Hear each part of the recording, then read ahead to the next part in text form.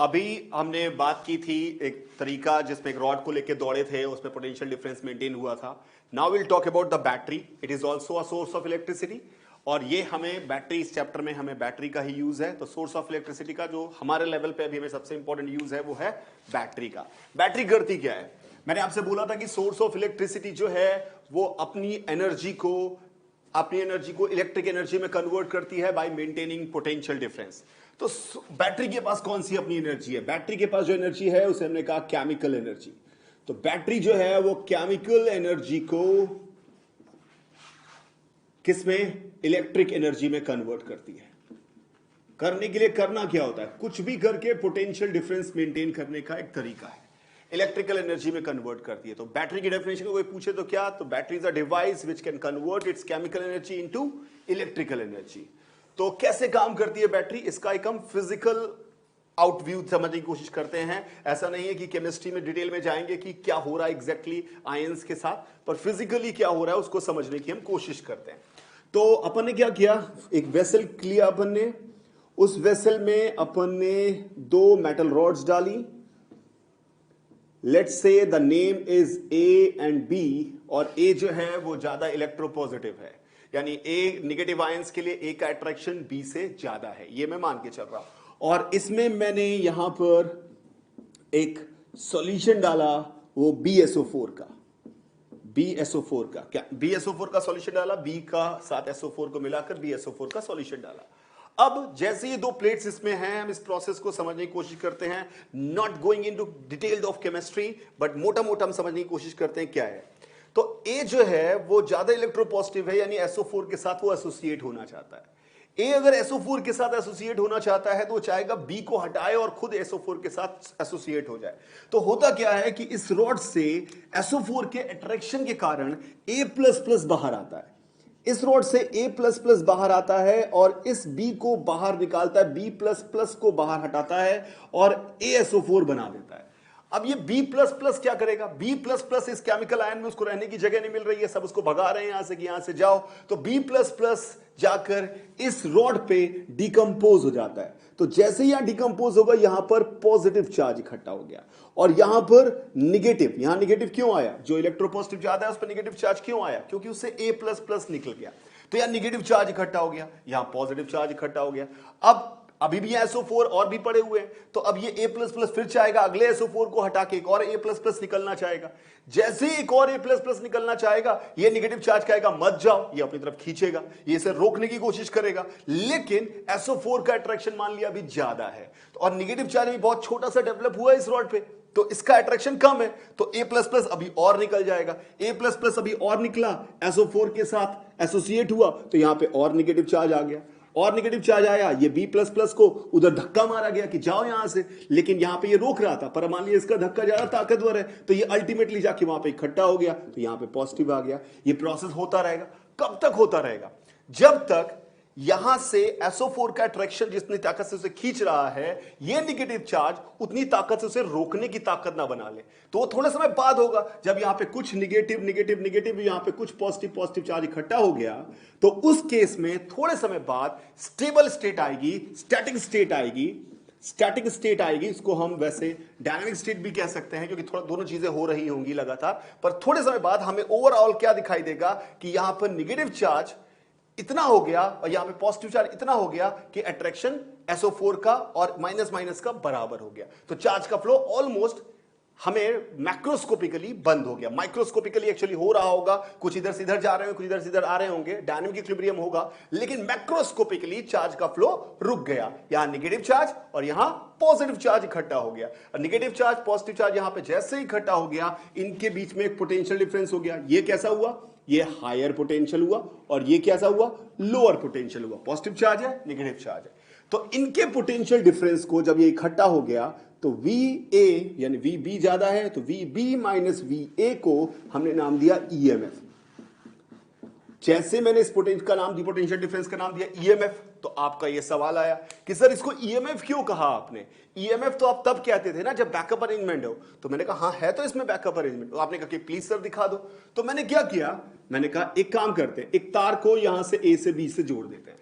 जैसे A से B में एक तार हमने बाहर बाहर जोड़ा, तो ये हायर पोटेंशियल है, ये लोअर पोटेंशियल है, तो पॉजिटिव चार्ज यहां से यहां फ्लो करता हुआ यहां आएगा।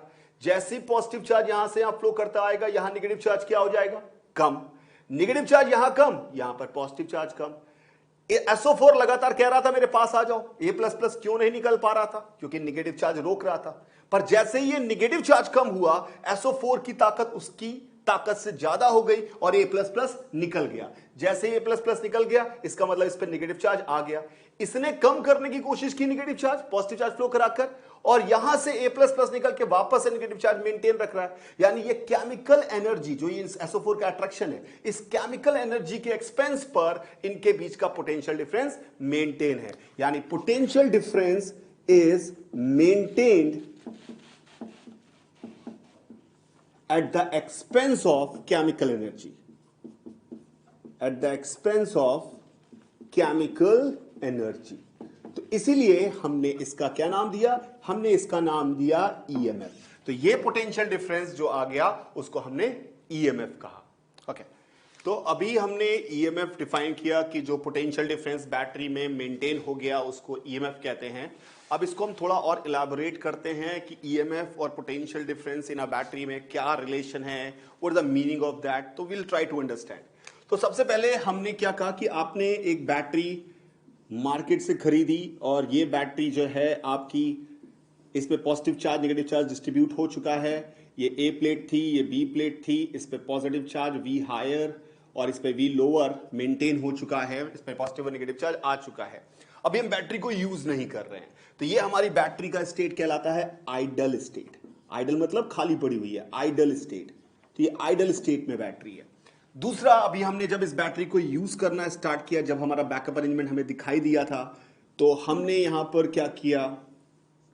हमने यहां पर क्या किया? इस केस में हमने यहां पर एक तार ऐसे इससे जोड़ दिया था जिसमें चार्ज का फ्लो हो रहा था, पर यहां पे भी उल्टा चार्ज का फ्लो हो जा रहा था। तो उसके इस काज में इस स्टेट को अपन कहते हैं, क्योंकि बैटरी हमारी यूज हो रही है, तो we call it discharging state. Discharging state. और एक और पॉसिबिलिटी है कि हमने इस बैटरी को, जैसे फॉर एग्जांपल ये बैटरी थी, ये हमारे पास बैटरी है और इसको, ये हमारे पास लोअर पोटेंशियल है और ये हायर पोटेंशियल है यानी पॉजिटिव है, और इसको हमने एक बड़ी बैटरी से जोड़ दिया। इसकी बड़ी बैटरी हमने ली यहां पर और इससे जोड़ दिया, और ये बड़ी बैटरी का हायर है और ये बड़ी बैटरी का हायर 1 और ये लोअर 1 है, इसको इससे जोड़ दिया। यानी इस केस में बड़ी बैटरी से चार्ज इस पे फ्लो करेगा, उल्टा फ्लो कर रहा होगा, तो ये हमारा कहलाता है चार्जिंग स्टेट। जब हम फोन चार्ज कर रहे होते हैं, चार्जिंग स्टेट। तो 3 स्टेट है हमारे पास, आइडल स्टेट, डिस्चार्जिंग स्टेट और चार्जिंग स्टेट। आइडल स्टेट में इनके बीच में एक पोटेंशियल डिफरेंस मेंटेन था, बिल्कुल सही, ये VH माइनस VL, और हमने इसका नाम क्या रखा था? EMF। जब हम डिस्चार्जिंग स्टेट में आ रहे हैं तो हुआ क्या? तो जैसे ही आपने इसको कनेक्ट किया था, आपको याद होगा कि यहां पॉजिटिव चार्ज यहां नेगेटिव चार्ज की तरफ फ्लो करेगा, ये हायर से लोअर में चार्ज यहां फ्लो करेगा, पर उल्टा भी यहां से भी A++ निकल के वापस चला जा रहा था, यानी पॉजिटिव चार्ज इधर फ्लो कर जा रहा था, तो नेगेटिव चार्ज मेंटेन था। लेकिन अगर आइडियल कंडीशन की बात करें, एकदम परफेक्शन है, सब कुछ बढ़िया चल रहा है, तो जैसे ही यहां पर चार्ज का फ्लो होगा, उतना चार्ज यहां इमीडिएटली यहां से यहां ट्रांसफर हो जाएगा। यानी आइडियली जो पोटेंशियल डिफरेंस यहां पर था, वही पोटेंशियल डिफरेंस यहां पर भी रहेगा आइडियल कंडीशन में, कि जैसे ही चार्ज यहां से आया, इमीडिएटली बिना टाइम लैग के, बिना आराम से चार्ज यहां से यहां फ्लो कर गया। यानी यहां से यहां चार्ज आया, यहां से यहां फ्लो किया। उस केस में यहां के बीच का जो पोटेंशियल डिफरेंस था, अभी भी इनके बीच का वही पोटेंशियल डिफरेंस मेंटेन रहेगा। लेकिन ये आइडियल कंडीशन है, आइडियल कंडीशन। तो आइडियल कंडीशन में यहां पर भी पोटेंशियल डिफरेंस क्या होगा? इसी पोटेंशियल डिफरेंस के बराबर, जिसको हमने EMF नाम दिया था। पर प्रैक्टिकली क्या होता है? प्रैक्टिकली यहां से यहां चार्ज का फ्लो जो होता है वो तेज है, और यहां से यहां स्लो फ्लो था। स्लो क्यों था? क्योंकि अभी अट्रैक्शन उतना ज्यादा नहीं था, धीरे धीरे हो रहा था, कुछ रेजिस्टेंस थे, चार्ज के चलने का रेजिस्टेंस था, यहां पे मूव करने में दिक्कत हो रही थी। लेकिन यहां से चार्ज फ्लो किया, लेकिन जहां से ज्यादा आया यहां से कम गया। थोड़े समय बाद यहां से ज्यादा आ रहा था, यहां से कम आया था, ज्यादा आ रहा था, कम जा रहा था, पर थोड़े समय बाद जैसे जैसे इनके बीच का पोटेंशियल डिफरेंस कम होने लगा, एक समय ऐसा आया फिर से कि यहां से जितना चार्ज आया उतना ही यहां से वापस चला गया। क्यों? क्योंकि इनके बीच का पोटेंशियल डिफरेंस कम हुआ, तो वापस रोकने वाली ताकत कमजोर हुई। SO4 का अट्रैक्शन तो भी मेंटेन रहा, तो चार्ज का फ्लो वापस मेंटेन हो गया। लेकिन इस मेंटेन करने में इसके और इसके बीच का पोटेंशियल डिफरेंस थोड़ा कम हो चुका है। क्यों? क्योंकि पहले ज्यादा आ रहा था और कम जा रहा था। थोड़े समय बाद जितना आ रहा है उतना जा रहा हुआ, लेकिन थोड़े समय बाद, तो उस केस में यहां और यहां के बीच का पोटेंशियल डिफरेंस इस वाले स्टेट से कम हो गया। तो इस केस में पोटेंशियल डिफरेंस जो आया वो आइडियल स्टेट के पोटेंशियल डिफरेंस से कम हुआ। तो हम एक इंपॉर्टेंट बात समझते हैं कि ईएमएफ ऑफ द बैटरी का मतलब होता है potential difference in ideal state, क्योंकि वो तो लगातार बदल रहा होगा, अलग अलग सिचुएशन में अलग अलग आएगा। तो EMF is potential difference in ideal state. और अगर आइडियल बैटरी है, यानी कि जैसे चार्ज का फ्लो एकदम इमीडिएट हो जाता है, यहां से यहां आया वहां से यहां आ गया, तो potential difference in all case, in all case. But real battery में पोटेंशियल डिफरेंस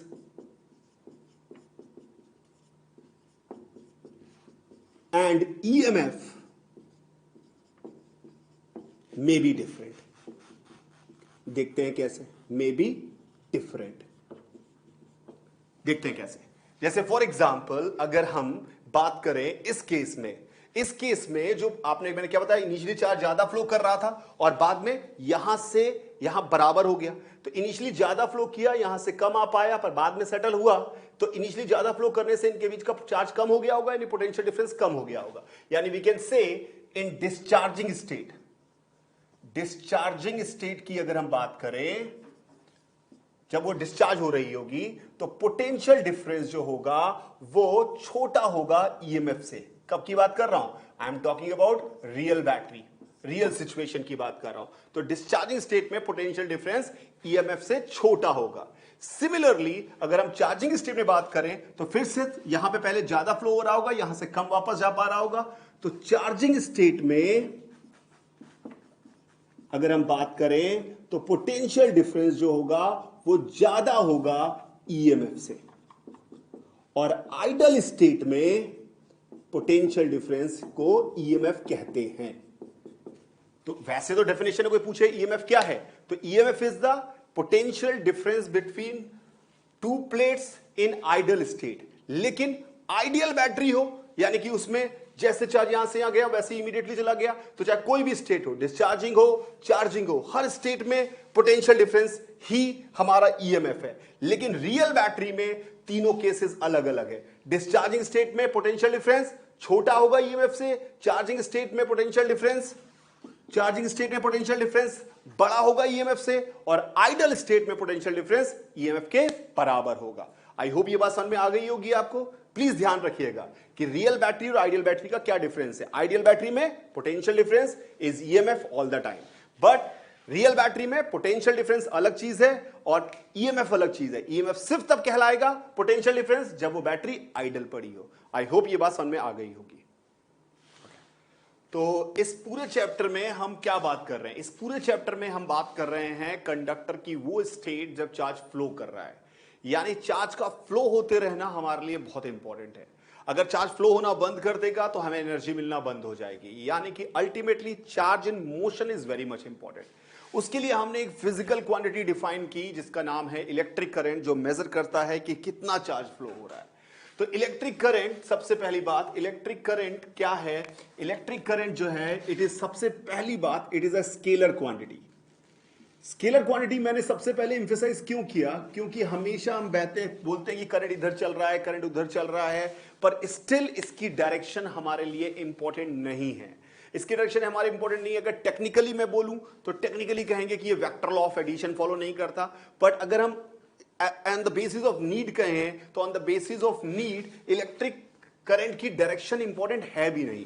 फॉर एग्जाम्पल, आप अपना मोबाइल चार्ज कर रहे हैं, आपका वायर जो है वो, आपका मोबाइल यहां रखा हुआ है, आपका चार्जर यहां लगा हुआ है, आपने मोबाइल उठा के यहां से यहां रख दिया, तो क्या चार्जिंग में कोई फर्क पड़ेगा क्या? यानी डायरेक्शन ऑफ करंट इंपॉर्टेंट नहीं है, हम जो आउटपुट जिसके बारे में बात कर रहे हैं। इसलिए हमने इलेक्ट्रिक करंट को कहा कि it is a scalar quantity. कैसे डिफाइन होता है? It is defined as rate of charge flow. Rate of charge flow यानी किसी भी क्रॉस सेक्शन से, for any cross section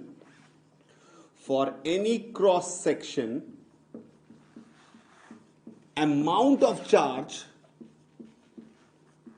amount of charge crossing in unit time, crossing in unit time,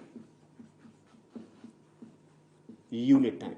तो ये हमारा बेसिक डेफिनेशन है कि electric current का, जिसमें बोलता है amount of charge crossing per unit time.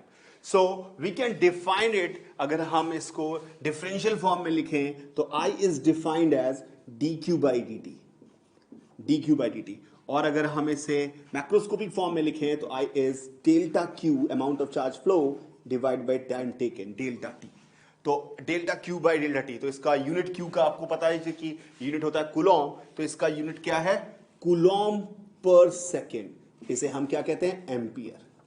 इसे हम कहते हैं एम्पियर, ए सिंबल से रिप्रेजेंट करते हैं कूलॉम पर सेकेंड।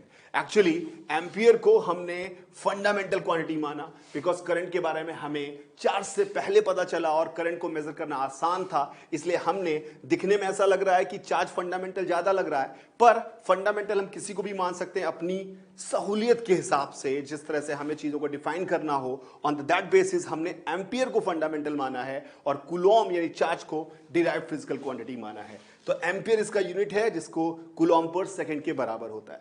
अब फिर भी हम बोलते तो हैं कि चार्ज इधर चल रहा है या उधर चल रहा है, किधर की तरफ चल रहा है, करंट इधर मूव कर रही है। तो जब हम ये बोलते हैं करंट किधर की तरफ मूव कर रही है, तो वो डायरेक्शन क्या बताती है? तो डायरेक्शन जो बताती है actually it is a scalar quantity, पर फिर भी हम बोलते हैं करंट इधर चल रही है। मैं बोलूंगा बार बार आगे चले करंट इधर चल रही है। तो हम जब बोलते हैं डायरेक्शन की इन्वॉल्व करते हैं, जबकि वो वेक्टर नहीं है कि करंट किधर जा रही है, तो हमें यह पता होना चाहिए कि कन्वेंशनली वी से पॉजिटिव चार्ज किधर जा रहा है, पॉजिटिव चार्ज मोशन डायरेक्शन।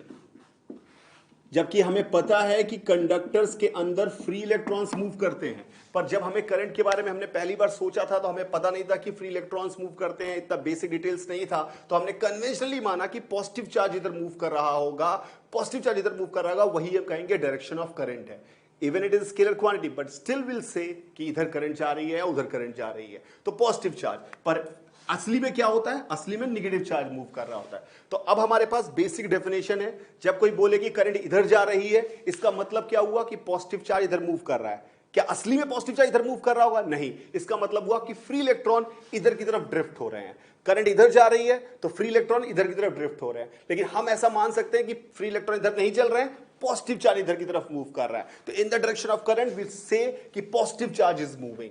तो और इसका वैल्यू क्या होता है? dq बाई dt या delta Q by delta T. तो अब हम इस चीज को समझने की कोशिश करेंगे कि how to find out current in different scenario.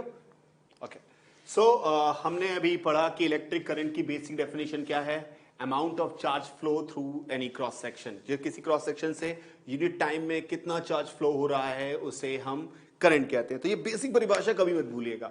किसी भी सिचुएशन में, चाहे आपने देखी हो ना देखी हो, कि पूछ लिया जाए कि कितना करंट फ्लो कर रहा है, तो आपको उस क्रॉस सेक्शन से देखना है कि यूनिट टाइम में कितना चार्ज निकला, उसको हम करंट बोलेंगे। एक एग्जांपल लेके चलते हैं। वो कह रहा है कि एक प्रोटॉन बीम है जो कि नीचे की तरफ आ रही है, मास m है और चार्ज प्लस है उसके ऊपर।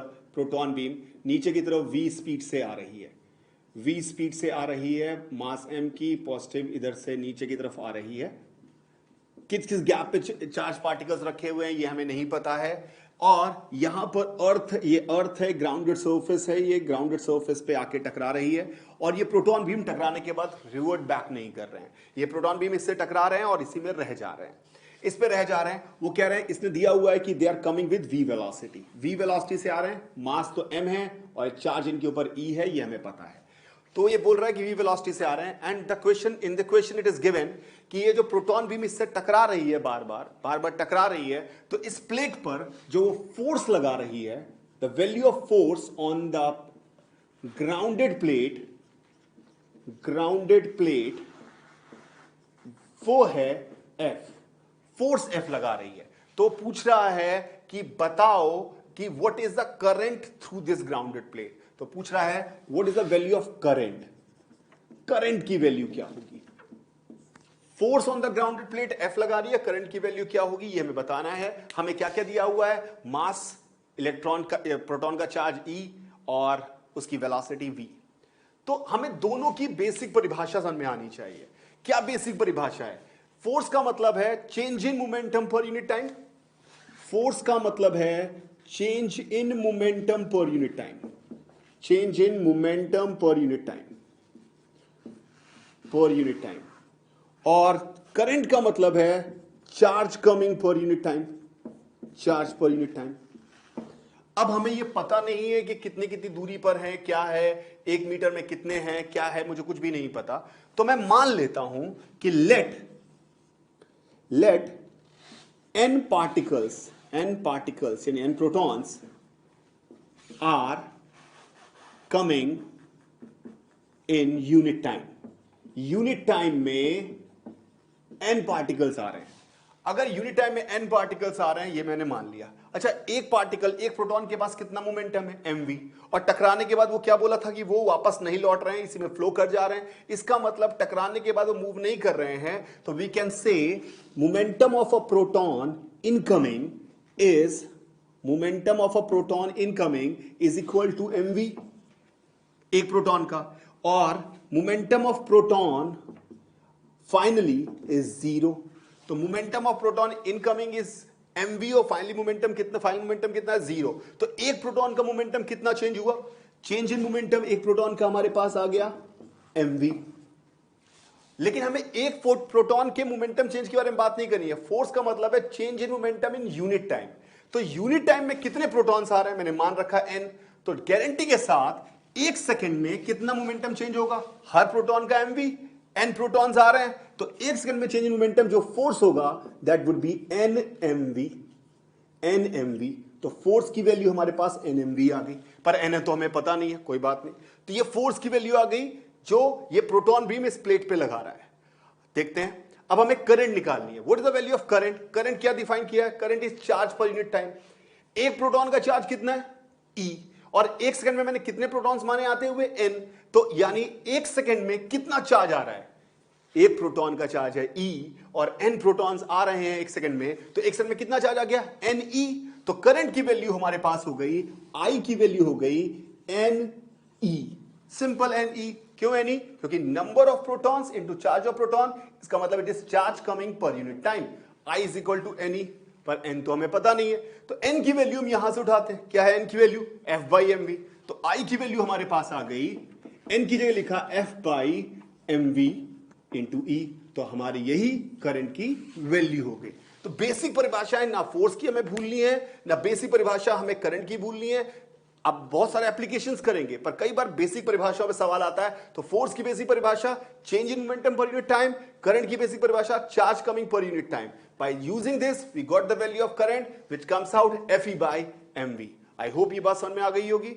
Will see the next example now. Okay, so will take another example. मुद्दा सिर्फ इतना है कि आपको याद रखना है कि जब भी कोई पूछे करंट कितना है या करंट का वर्ड का यूज हो रहा हो किसी नॉर्मल सवाल में जो सर्किट का ना हो, क्योंकि हम आगे सर्किट की बात करेंगे, तो हमेशा उसकी बेसिक परिभाषा याद रखिएगा व्हिच सेज कि अमाउंट ऑफ चार्ज फ्लो पर unit time. Amount of charge flow यानी यूनिट टाइम में आपको क्रॉस सेक्शन से कितना चार्ज फ्लो कर रहा है। एक और एग्जांपल ले लेते हैं। For example they have given कि हाइड्रोजन एटम हमने लिया। हाइड्रोजन एटम में जो न्यूक्लियस है यानी कि एक प्रोटॉन है हमारे पास, वो फिक्स्ड है न्यूक्लियस में और उसके चारों तरफ इलेक्ट्रॉन घूम रहा है। उसके चारों तरफ एक इलेक्ट्रॉन घूम रहा है। इलेक्ट्रॉन का चार्ज E और मास m है। ये प्रोटॉन तो फिक्स्ड है, ये हैवी है, तो अपन इसको फिक्स्ड मान सकते हैं। और इसका रेडियस जो है वो ऑर्बिट का वो r है। वो पूछेगा इलेक्ट्रॉन चल रहा है, आपको मूव करता हुआ दिखाई दे रहा है, तो पूछेगा what is the current corresponding to motion of current in the orbit। Current in the orbit, कितनी करंट चल रही है।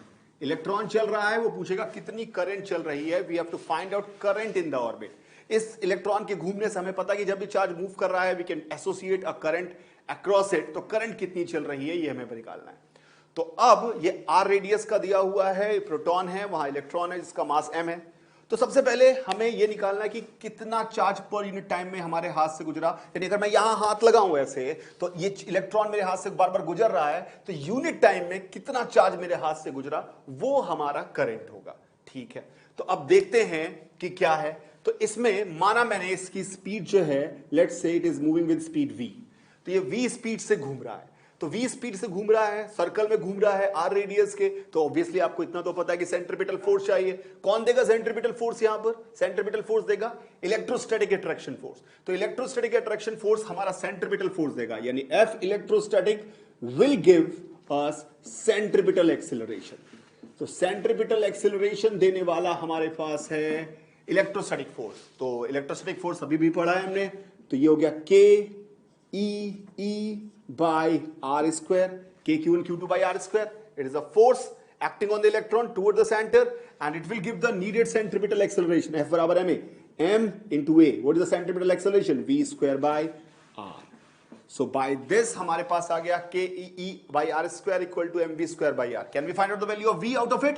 Of course we can find out. तो v हमारे पास आ गया K E square by m r का अंडर रूट। तो हमारे पास ये v आ गया। तो किस स्पीड से घूम रहा है ये हमें मिल गया। अब ये किस स्पीड से घूम रहा है ये हमें मिल गया, लेकिन हमें क्या चाहिए? करंट। करंट का क्या मतलब बताया था कि यूनिट टाइम में कितना चार्ज आपके क्रॉस सेक्शन से गुजरे। तो अगर मैं ऑर्बिट में करंट पूछ रहा है तो मैंने अपनी यहां फिंगर रखी, सोचो तो मेरे हाथ से 1 सेकंड में कितना चार्ज गुजरेगा। तो पहले देखते हैं ये इलेक्ट्रॉन बार बार कितने समय बाद मेरे हाथ से गुजर रहा है। तो क्या मैं कह सकता हूं अगर इसका टाइम पीरियड हमारे पास टाइम पीरियड अगर इसका t है, तो क्या इससे टाइम पीरियड t है कि t टाइम में ई चार्ज हमारे हाथ से गुजरा? बिल्कुल सही है। तो यूनिट टाइम में, 1 टाइम में कितना चार्ज हमारे हाथ से गुजरेगा? तो that would be E by t। तो E by t हमारी करंट हो जाएगी। तो करंट की वैल्यू है E by t, यानी E तो हमें पता है, मेन कम अब क्या हो गया? t निकालना। t क्या चीज है? Time period. अब ये v स्पीड से घूम रहा है, एक चक्कर लगाने में उसको 2 पाई r डिस्टेंस चलनी है। तो t तो बहुत सिंपल है, सीधे सीधे डिस्टेंस 2 पाई r अपॉन v। तो ये हमारे पास t आ गया। और हमारा i क्या है? E by t। तो हम सारी वैल्यू रखते हैं। तो i की वैल्यू हमारे पास आ गई, इससे हमारे पास i की वैल्यू क्या आ गई? E by 2 pi r into v। ये आ गया। v की वैल्यू क्या है वहां लिख रखी है हमने। तो i हमारे पास आ गया E अपॉन 2 पाई r अंडर रूट के E square by M R. तो ये हमारा करंट हो गया। इसको आप और भी सिंप्लीफाई कर सकते हैं, but this is the answer. इसको आप सिंप्लीफाई करके लिखना चाहें तो लिख लीजिएगा, क्योंकि आर यहां है, यहां अंडर रूट आ रहा है, तो यू कैन राइट आर की power 3/2। In this question they can ask you a different type of question. ऐसे पूछ लेगा, सेम ही सवाल है, सेम ही लॉजिक है, पूछेगा अगर हमने आर को डबल कर दिया तो करंट कितनी होगी। तो obviously you can find out current और आर में रिलेशन क्या है। आर की पावर 3/2 डिनोमिनेटर में आ रहा है, तो उसको डबल करने से क्या फर्क पड़ेगा। They can make several question on the same profile, but आपको बेसिक परिभाषा जो इसमें है, कहानी याद रखनी है कि करंट का मतलब क्या है? Amount of charge crossing per unit time. यहां पे यूनिट टाइम में कितना चार्ज पास हुआ? E by t। ये याद रखिएगा। आई होप ये सवाल समझ में आ गया होगा आपको, और इससे रिलेटेड कोई भी सवाल आए, बेसिक फंडामेंटल याद रखिएगा। You can definitely crack that question. Thank you.